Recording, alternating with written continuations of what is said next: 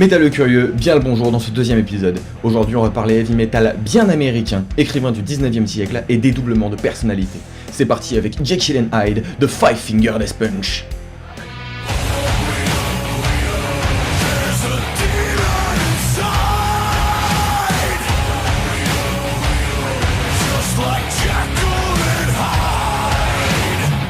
Five Finger Death Punch est un groupe de heavy metal américain formé en 2005. Ses chansons bien énervées sont portées par la voix puissante d'Ivan Moody. Et le groupe a sorti 7 albums studio, le dernier And Justice for None étant sorti le 18 mai dernier. Initialement, je voulais vous parler de Wrong Side of Heaven, dont le clip est mis en scène de façon poignante et qui dénonce les conditions de vie des vétérans de guerre abandonnés par la société. Sauf que déjà, le thème de la chanson ne rentre pas dans mes critères de sélection pour l'émission, et ensuite, le clip est suffisamment bien foutu pour que j'ai quoi que ce soit à y ajouter. A la place, je vais vous parler de leur chanson Jekyll and Hyde, inspirée par la nouvelle L'étrange cas du Dr Jekyll et de Mr Hyde de Robert Louis Stevenson.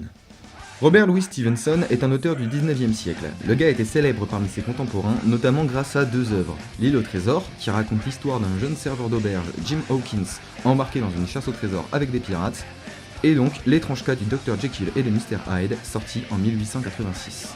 Que je vais appeler Jekyll and Hyde pour d'évidentes raisons pratiques.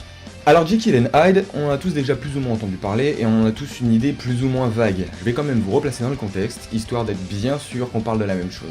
Le Dr Jekyll était un homme intelligent et travailleur. Il recherchait la considération de ses pairs et, de fait, s'abstenait de s'adonner à des plaisirs divers, ou du moins s'y adonnait-il en secret, car ses vices étaient a priori plutôt choquants. Je peux pas en dire plus, le livre ne rentre pas dans les détails croustillants. Fasciné par la dualité de son existence, il chercha à créer une potion qui lui permettrait de séparer son âme en deux. Il parvint à remplir son objectif, et lorsqu'il buvait cette potion, il se transformait en Edward Hyde. L'apparence physique de Hyde était différente de celle de Jekyll, il était plus petit et plus frêle, car le mal qu'avait réalisé le Dr Jekyll était bien moins important que le bien qu'il avait répandu. Cependant, Edward Hyde représentait tout le mal enfoui au plus profond d'Henry Jekyll, et n'avait pas de honte à satisfaire ses vices les plus dépravés. C'était parfait pour Jekyll, qui pouvait désormais changer d'apparence à volonté et sans la moindre difficulté, jusqu'au jour où, sous l'apparence de Hyde, il assassina un célèbre député londonien. Si Hyde n'éprouva ni honte ni remords, Jekyll, revenu à sa forme d'origine, fut horrifié par ce qu'il a fait, et décida d'arrêter de prendre cette potion. Seulement, le mal était fait. Henry Jekyll, parfois, se réveillait avec l'apparence d'Edward Hyde, dont la personnalité se faisait de plus en plus forte. Il s'enferma dans son laboratoire pour tenter de se soigner, mais rien n'y fit. Jusqu'au jour où, sur le point d'être démasqué et par peur de la potence, Hyde se suicida, emportant avec lui le Dr Jekyll. La chanson de Five Finger Death Punch reprend bien cette idée de dualité. Dans le premier couplet, avec la guitare étouffée et la voix comme enfermée par un effet téléphone, ce combat entre une personnalité normale et une personnalité maléfique est explicitement décrit. La tension du couplet explose au refrain, notamment avec la libération de la guitare et les chœurs qui chevauchent légèrement les paroles du chanteur. D'ailleurs, on sort de l'œuvre de Stevenson, car Ivan Moody se compare à la situation du Dr Jekyll.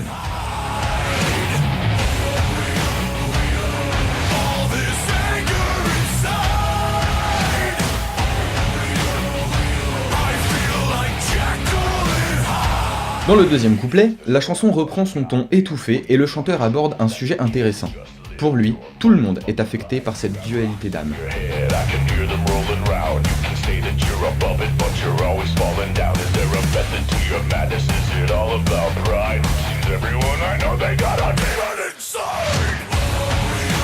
Et a priori, c'est pas complètement faux, mais comme je suis une grosse tanche en psychologie, j'ai demandé un coup de main à ma chère et tendre sœur, qui fait des études dans le domaine. Je lui ai raconté cette histoire, et elle m'a apporté quelques éléments de réponse. Déjà, il est nécessaire d'apporter quelques précisions. Premièrement, et évidemment, aucune potion, aucune substance ne permet de scinder les personnalités de quelqu'un comme l'a fait le Dr Jekyll, c'est pure fiction. Deuxièmement, la schizophrénie et le dédoublement de personnalité n'ont strictement rien à voir. Pour faire simple, une personne atteinte de schizophrénie présente des troubles hallucinatoires et cognitifs, mais ne possède bien qu'une seule personnalité. Je vous invite à regarder la vidéo du PsyLab sur ce sujet. Enfin, le dédoublement de personnalité n'existe pas de la manière dont l'imaginaire collectif le pense. Gollum, c'est du bullshit. Cependant, le manuel diagnostique et statistique des troubles mentaux, ou DSM-5, évoque les troubles dissociatifs de l'identité, dont certains symptômes se retrouvent chez le Dr Jekyll.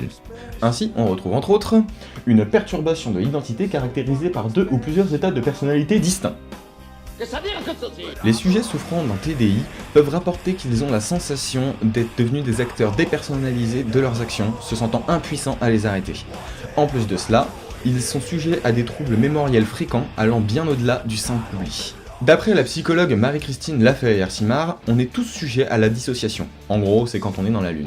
Mais les dissociations pathologiques sont beaucoup plus rares, ne touchant que 3% de la population.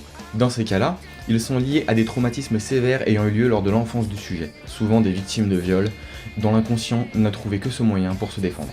Pas hyper efficace. Dans ce contexte, on peut également parler de clivage. En schématisant à mort, le clivage est un mécanisme de défense contre la psychose. La psychose, c'est un conflit entre le moi et le surmoi. Le moi, c'est la conscience, le surmoi, c'est les interdits et les tabous. Pour la plupart des gens, le surmoi permet de contrôler les pulsions de l'inconscient. En gros, c'est ce qui vous empêche de buter votre voisin quand il vous a piqué votre place de parking. Les victimes de clivage ont ce surmoi qui déconne. À ce moment-là, le clivage permet de lutter contre l'angoisse en séparant le sujet en deux parties, une bonne et une mauvaise, Jekyll et Hyde. Petit disclaimer, en psychologie, on s'appuie surtout sur des théories et des suppositions. Vu que des professionnels bien plus qualifiés que moi débattent encore sur tout ça, je me suis contenté d'informations assez générales. Pour plus d'informations, allez regarder sur internet, je vous mets quelques liens en description. Merci d'avoir regardé cette vidéo jusqu'au bout. J'espère qu'elle vous a plu et si c'est le cas, abonnez-vous et cliquez sur la petite cloche pour ne pas manquer les prochaines vidéos. Merci à ma sœur de m'avoir filé ce petit coup de main. Vous pouvez aussi me suivre sur les réseaux sociaux. Facebook pour les grandes annonces et les sorties, Instagram où je vais poster régulièrement des images sur l'avancement des vidéos, des indices sur les prochaines vidéos, etc. Je vous mets les liens en description. En attendant la prochaine vidéo, je vous fais des bisous et à très vite.